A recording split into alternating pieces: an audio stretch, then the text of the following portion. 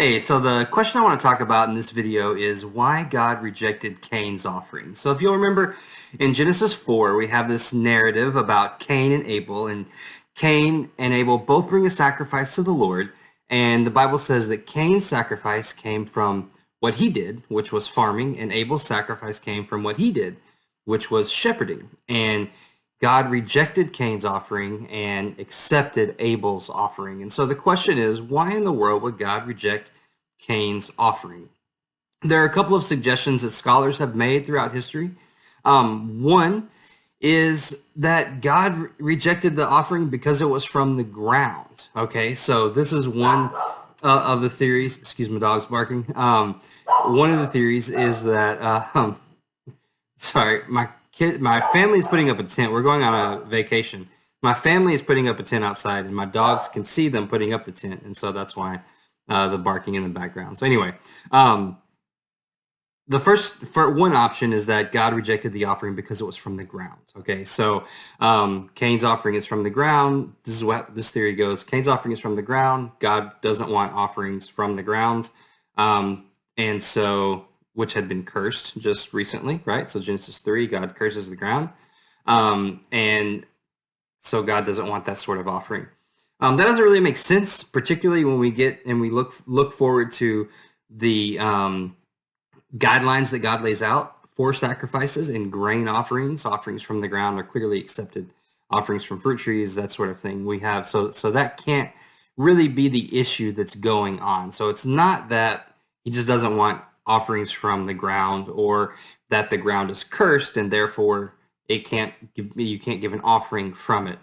Another theory is that divine election is at play here. So this is German scholar Klaus Westermann. That's his theory, is simply that God chose Abel and he rejected Cain. In God's sovereignty, he simply chose Abel, right? And so that is one theory, and I think that theory fails. And I'm going to get to that in just a second. So we'll talk about that. I definitely think that God's sovereign choice is at play here, but I don't think that's the reason the passage gives. Okay, so another theory is so this is Gerhard von Rad, another German scholar. He argues that the reason God accepted Abel's offering and rejected Cain's offering is because Cain's offering was not a blood sacrifice, right? So this is similar to the idea that God rejected an offering from the ground because it was cursed. This is the idea that God only accepts blood offerings. So we think about like the Passover lamb. Of course, Hebrews tells us that Jesus's blood is the ultimate sacrifice, right? This theory fails because, again, we see in the rest of the Old Testament that God does accept grain offerings. So it's not that he only wants a sacrifice of blood.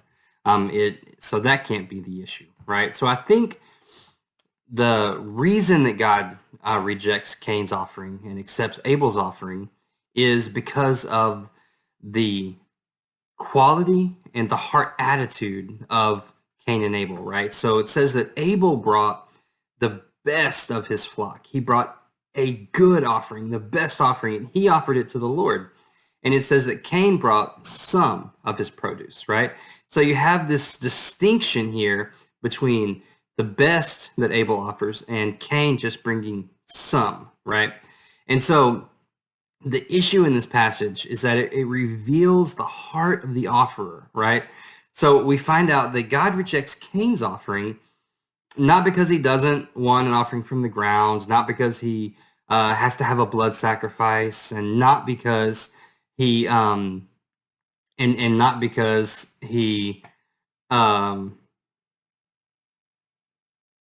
prefers doesn't like grain offerings. Sorry, it's because the heart attitude of the worshiper, of the offerer, right? And I think this has some really important implications for us today as we think about what it means to worship the Lord. Of course, we don't offer sacrifices in the same way that Cain and Abel did, but we do come to the Lord with our hearts, right? We do come to him and we do give him ourselves. And one of the things that's important to note here is that Cain's heart was not fully devoted to the Lord. He was only giving some of his produce, whereas Abel was giving the best. And so as we think about the God rejecting Cain's sacrifice because of Cain's heart toward God, right?